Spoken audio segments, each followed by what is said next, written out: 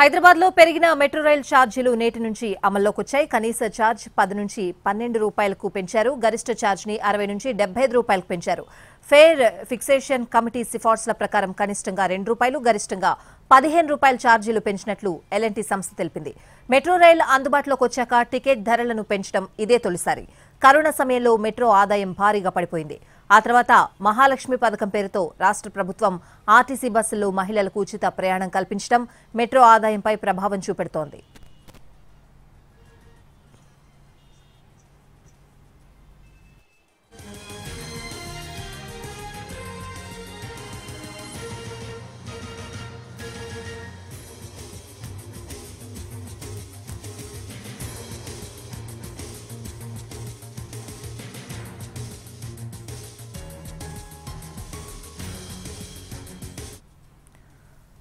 Metro ఛార్జీల పెంపుకు సంబంధించి పూర్తి వివరాలు అడిగి తెలుసుకుందాం. ప్రయాణికులు ఏం చెప్తున్నారు మా ప్రతినిధులు రాధిక ఉప్పల్ నుంచి, అలాగే అమీర్పేట నుంచి ప్రేమ్ లైవ్ లో సిద్ధంగా ఉన్నారు. ముందుగా ఉప్పల్ మెట్రో స్టేషన్ దగ్గర మా ప్రతినిధి రాధిక ఉన్నారు, అడిగి తెలుసుకుందాం. రాధిక, ప్రయాణికులు ఏం చెప్తున్నారు? భారీగానే పెరిగిన పరిస్థితులు కనిపిస్తున్నాయి.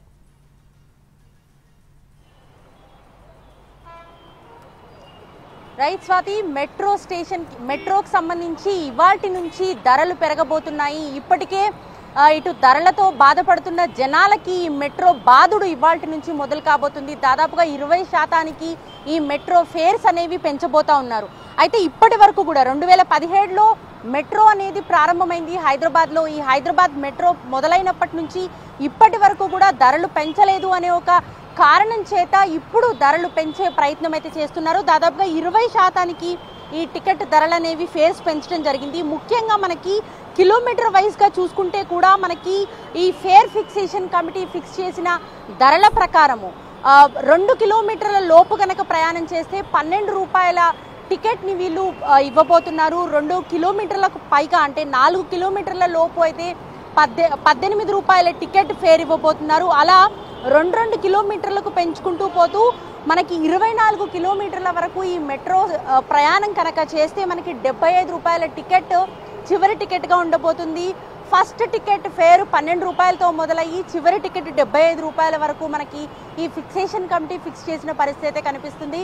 సో మనకి ఇప్పటికే నగరంలో చాలా చోట్లకి ఇటు మియాపూర్ టు నాగోల్ కావచ్చు, లేకపోతే మన హైటెక్ సిటీకి కావచ్చు, ఇటు ఉప్పల్కి కావచ్చు, ఎల్బీ నగర్కి కావచ్చు, సిబిఎస్ టు జేబిఎస్ కావచ్చు, ప్రతి చోట కూడా మనకి మెట్రో వినియోగాన్ని లక్షలాది మంది ఉపయోగించుకుంటున్న పరిస్థితి. ఇటు ఐటీ ఎంప్లాయీస్ అయితే మరీ ఎక్కువగా చెప్పుకోవచ్చు. మనకి ఇటు హైటెక్ సిటీ వైపు వెళ్ళే మెట్రో ఎక్కువగా మనకి వినియోగంలో ఉంటుంది. అలాగే ఇటు ఎల్బీ నగర్, ఉప్పల్, నాగోల్ వైపు వచ్చే ప్రయాణికుల సంఖ్య కూడా మనకు లక్షలాదిగా ఉంటున్న పరిస్థితి.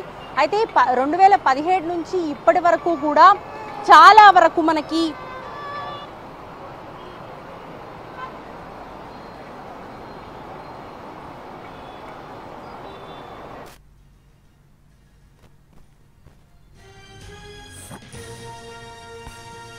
Right Radhika, thanks for the updates. ఇక అమీర్పేట మెట్రో స్టేషన్ దగ్గర మా ప్రతినిధి ప్రేమ్ లైవ్ లో సిద్ధంగా ఉన్నారు. పెరిగిన ఛార్జీలకు సంబంధించి ప్రయాణికులు ఏం మాట్లాడుకుంటున్నారు, పూర్తి అప్డేట్స్ అడిగి తెలుసుకుందాం. ప్రేమ్.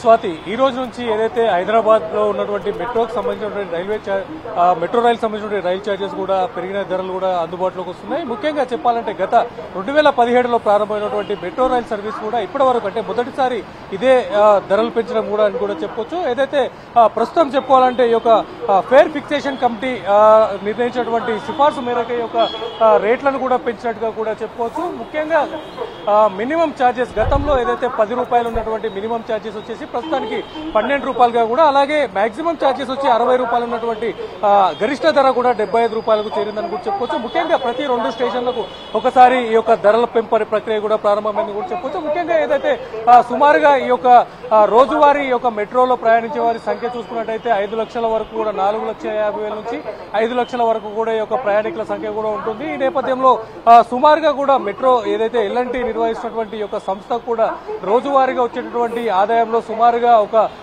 8 నుంచి 10 లక్షల వరకు కూడా ఈ యొక్క ఆదాయం పెరిగే అవకాశం కూడా ఉండబోతుందని కూడా చెప్పొచ్చు. అయితే గతంలో ఏదైతే 2017 నుంచి ప్రారంభమైనటువంటి ఒక మెట్రో సర్వీసెస్ కూడా ఇప్పటి వరకు ధరలు పెంచకపోవడంతో, అలాగే ప్రస్తుతం రాష్ట్రంలో నెలకొన్నటువంటి ఒక ఫ్రీ బస్ సర్వీస్ నేపథ్యంలో కూడా మహిళా ప్రయాణికులు ఎక్కువగా మెట్రోలో ప్రయాణించట్లేదని చెప్పేటువంటి కారణాల నేపథ్యంలో కూడా అటు ఏదైతే లాస్ వస్తుందన్న నేపథ్యంలో కూడా ఈ యొక్క మెట్రో ఛార్జీలు పెంచేందుకు కూడా ఈ నిర్ణయం తీసుకున్నామని చెప్పేసి కూడా అటు ఎల్ఎన్టీ సంస్థ వారు కూడా తెలియజేశారు.